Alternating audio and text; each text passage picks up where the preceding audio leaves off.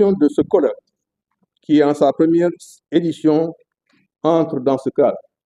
Je vous rappelle que les objectifs visés par ce colloque sont d'abord de servir de forum aux chercheurs du monde universitaire, du secteur des TIC et de tous les acteurs du développement pour débattre des avancées récentes et des sujets de pointe dans le domaine de l'informatique et de ses applications.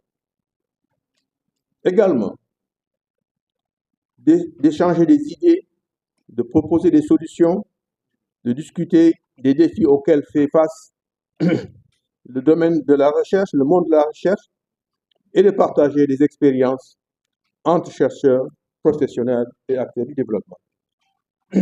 Et enfin, de faire des recommandations concrètes sur l'usage du numérique dans le cadre de la mise en œuvre des politiques publiques, notamment la digitalisation de l'administration sénégalaise.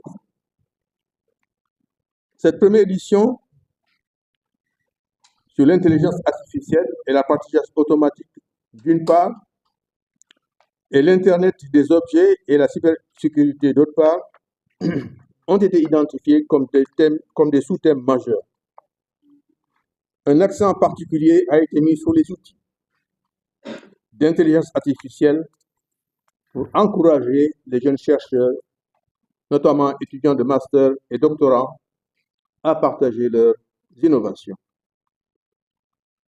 Mesdames et messieurs, distingués invités, permettez-moi de féliciter les auteurs dont les soumissions ont été acceptées pour être présentées durant ce colloque. La richesse de vos contributions ainsi que leur diversité sont une preuve du dynamisme de nos laboratoires de recherche et de notre jeunesse. Je voudrais remercier chaleureusement, très chaleureusement, les deux conférenciers invités. Le docteur Mohamed Tidiane Seck, comme indiqué tantôt, qui a été le premier directeur de l'Agence de l'informatique de l'État, qui est devenu plus tard Sénégal numérique, et qui est une figure emblématique du numérique qu'on ne présente plus.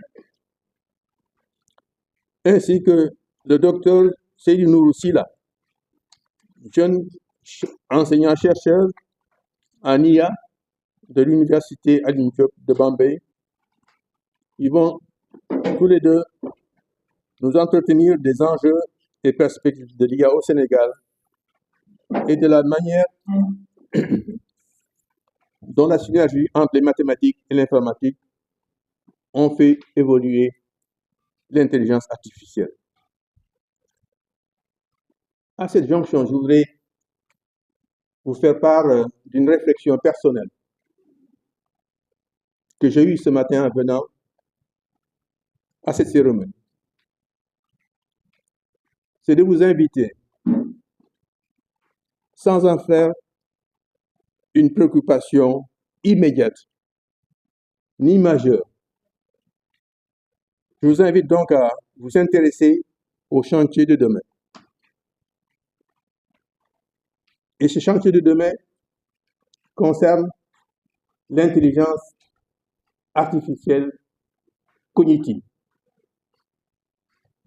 et la révolution en cours de l'information quantique. On n'y est pas. Mais les pays qui se sont investis il y a un demi-siècle dans ces secteurs sont en position de les rendre effectifs. Donc, sans y être accroché de façon obsessive, je pense qu'on devrait nous préoccuper de l'état d'avancement de ces chantiers qui vont révolutionner encore davantage le secteur du numérique. Je voudrais, en conclusion, remercier de façon très chaleureuse les membres du comité scientifique qui ont permis l'évaluation des communications. Je ne saurais clore mon propos sans rendre un hommage vibrant aux membres de notre section, la section des sciences fondamentales, appliquées de l'innovation, et bien sûr au secrétariat de notre académie, qui, comme d'habitude, abat un travail extraordinaire. Je vous souhaite donc d'excellents travaux et vous remercie pour votre bien aimable attention. Comme je l'ai présenté tout à l'heure, effectivement, il y a beaucoup de domaines dans lesquels les nouvelles technologies peuvent apporter, et l'intelligence artificielle en particulier, peut apporter des avancées dans le développement du Sénégal. Avant tout, et la première chose, c'est d'abord dans l'éducation. Pour que les Sénégalais et que le Sénégal puisse bénéficier de ces outils, il faut que des expertises soient développées au niveau des ressources humaines.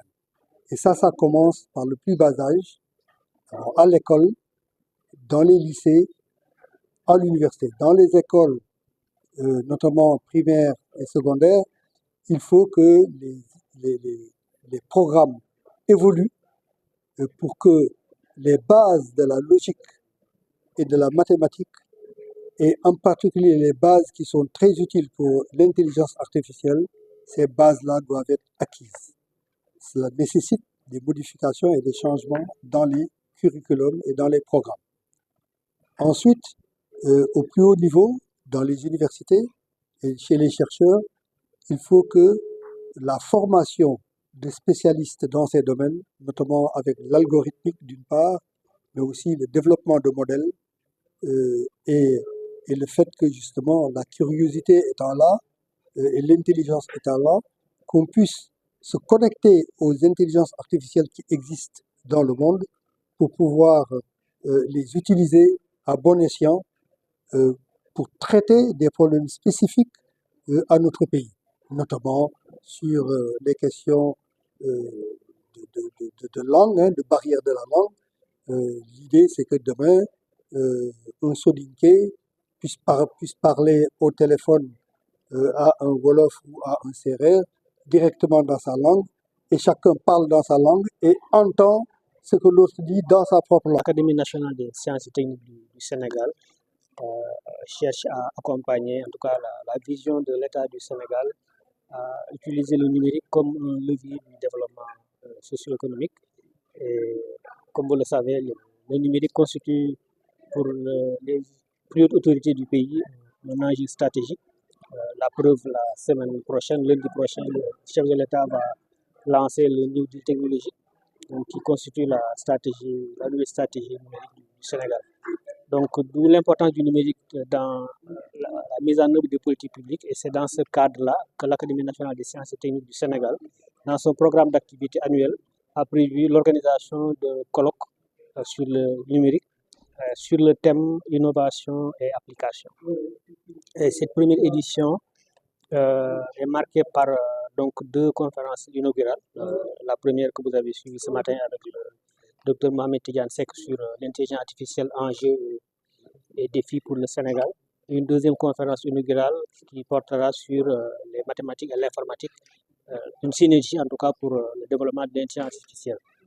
Et il y aura 13 communications qui seront données par des jeunes chercheurs issus de nos universités, de nos laboratoires de recherche. Et ce sont des communications qui ont été sélectionnées suite à un appel à communication publié en tout cas à l'échelle internationale.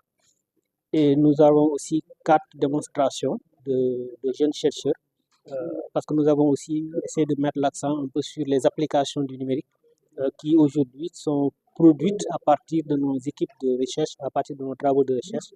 Et ça a permis de mettre en exergue les qualités et les compétences de nos jeunes chercheurs qui ne se limitent pas à faire de la théorie, mais aussi à avoir des outils, à développer des outils qui peuvent être utilisés aujourd'hui en tout cas pour résoudre des problèmes.